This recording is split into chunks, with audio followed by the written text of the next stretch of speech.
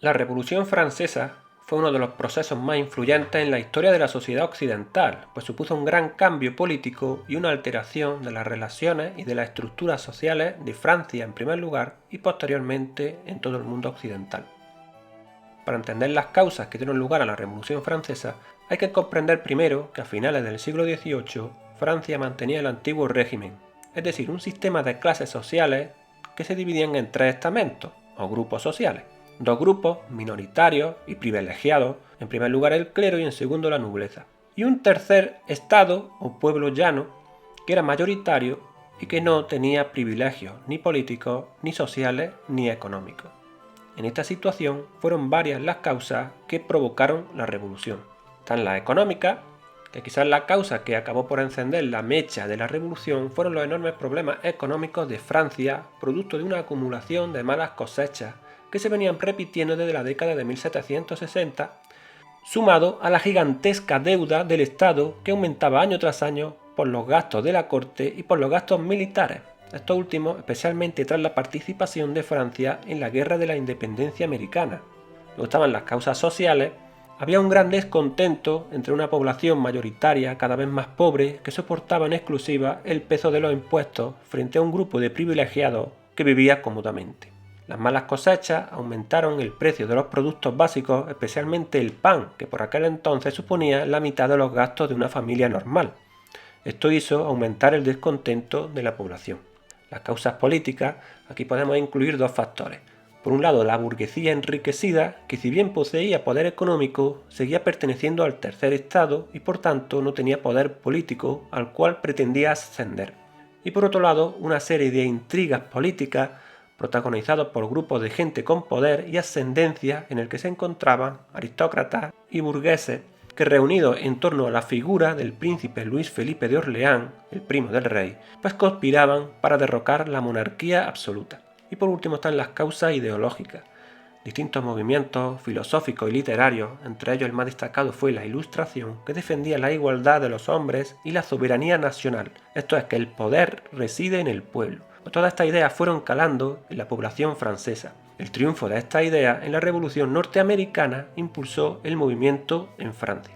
Ante la grave situación económica que vivía el Estado francés, se convocó en febrero de 1787 una asamblea de notables, que representaba al primer y segundo estamento, y una minoría muy escasa al tercero. La asamblea de notables se reunió para aprobar las medidas del nuevo ministro de Hacienda que pretendía establecer impuestos a las tierras. Estas medidas fueron rechazadas por los grupos privilegiados, pues solo el clero era poseedor de la sexta parte de las tierras agrícolas de Francia. Ante la falta de consenso y la mala situación económica y social, se exigió a Luis XVI la convocatoria de los Estados Generales del Reino, que no se habían reunido desde 1614. Los Estados Generales era una asamblea donde se representaba a los tres estamentos y se pretendía que aprobaran los nuevos impuestos y resolver así la crisis financiera.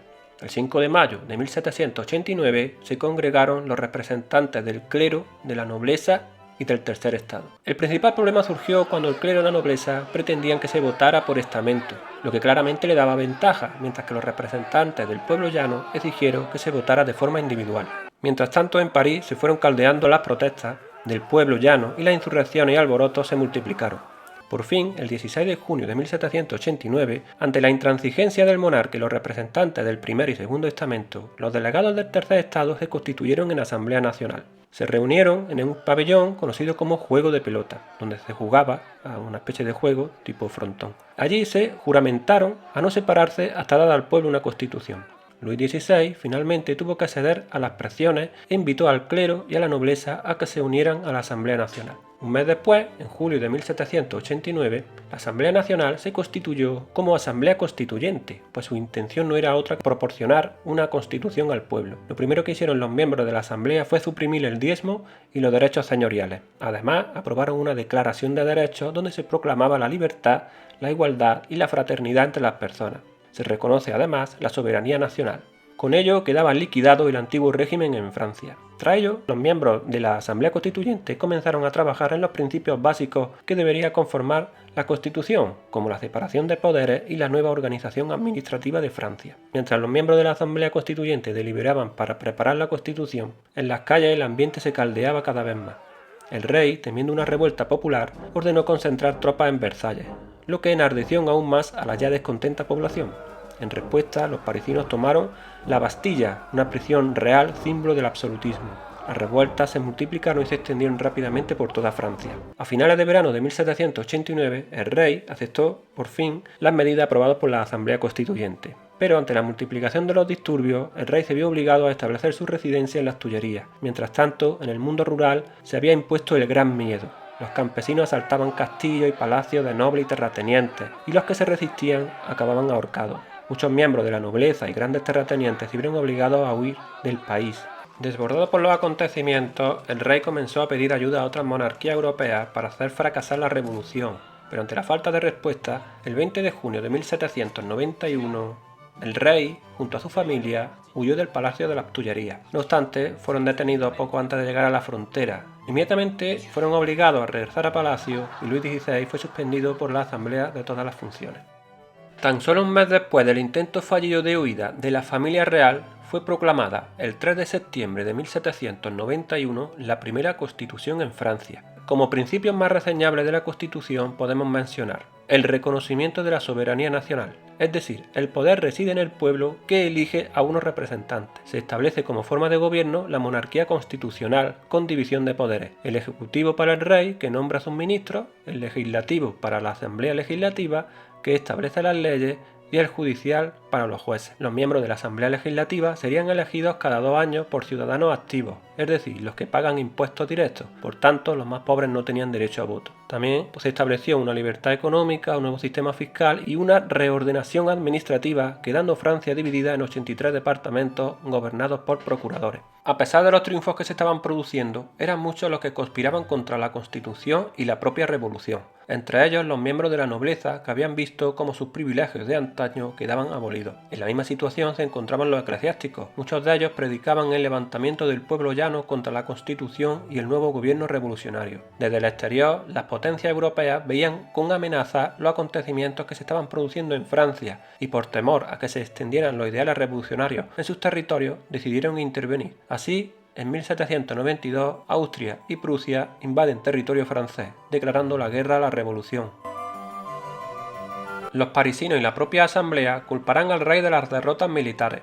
Se formó entonces una comuna para luchar contra los monárquicos. El 10 de agosto de 1792 asalta el Palacio de las Tullerías apresando al rey y su familia. Mientras tanto, la población comenzó a asesinar a todo aquel que fuese sospechoso de ir contra la revolución. La revuelta popular obligó a disolver la asamblea y convocar nuevas elecciones. Surge así la Convención. Los dos grupos más importantes de la Convención eran los girondinos, burgueses moderados, y los jacobinos o montañeses, más radicales, cuyo líder era Robespierre. La Convención decretó abolir la monarquía y establecer una nueva constitución, proclamando la república como forma de gobierno. Poco después se culpó al rey de traicionar la revolución. El 21 de enero de 1793, el rey Luis XVI fue guillotinado. Esto provocó un gran rechazo tanto en el exterior como en el interior de Francia. Tras la ejecución de Luis XVI, Inglaterra, España y Holanda se unieron a la coalición que ya formaban Austria y Prusia en su guerra contra Francia. En el interior, campesinos de la región de la Vendée, en apoyo al rey, se sublevaron contra la República y el nuevo gobierno, aunque fueron derrotados un par de años después. La Convención estaba desbordada ante tantos problemas, lo que favoreció a los jacobinos que, enfrentando a los girondinos y tras la detención de muchos de estos, se acabaron haciendo con el poder. Robespierre asumió el gobierno e inició la etapa más cruel de la revolución, la dictadura del terror.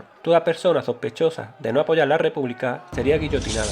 Miles de personas fueron asesinadas. Ante la crisis política y social, algunos miembros de la Convención comenzaron a conspirar contra Robespierre. Así, el 27 de julio de 1794, el 9 de Termidor del año 2, se produce un golpe de Estado apresando y ejecutando a Robespierre y sus más fieles allegados. La reacción termidoriana acabó con la dictadura del terror. Sin embargo, la violencia no cesó. El nuevo gobierno decretó la persecución de los jacobinos y otros radicales revolucionarios. A esta etapa se le conoce como terror blanco. La Convención aprobó una constitución en septiembre de 1795, mucho más moderada. La Asamblea, que ejercía el poder legislativo, fue dividida en dos cámaras: el Consejo de Ancianos, encargado de aprobar las leyes, y el Consejo de los 500, encargado de elaborar las leyes que debían ser aprobadas por el Consejo de Ancianos. El poder ejecutivo sería ejercido por un directorio formado por 5 miembros elegidos por el Consejo de Ancianos. A pesar de los esfuerzos reformistas del directorio, la situación política y social era complicada. hubo algunos intentos fallidos para acabar con el Directorio. En el exterior, la situación era diferente. Francia había firmado la paz con España y Prusia y conquistado las Provincias Unidas. Sin embargo, todo cambió a partir del verano de 1798, cuando la segunda coalición antifrancesa, formada por Inglaterra, Austria, Turquía, Rusia y Nápoles, derrotaron a los franceses, arrebatándole todos los territorios que habían conquistado en Alemania e Italia. En 1799, el Directorio se encontraba en una situación complicada. Los desastres militares, unidos a las malas decisiones políticas y sociales, llevaron a que algunos decidieran recurrir al ejército para solucionar los problemas. Así, en acuerdo con Napoleón Bonaparte, se organizó un golpe de Estado, que se produjo el 18 de Brumario del año 8, es decir, el 9 de noviembre de 1799. El triunfo de este golpe de Estado puso fin al Directorio e inició una nueva etapa conocida como el Consulado.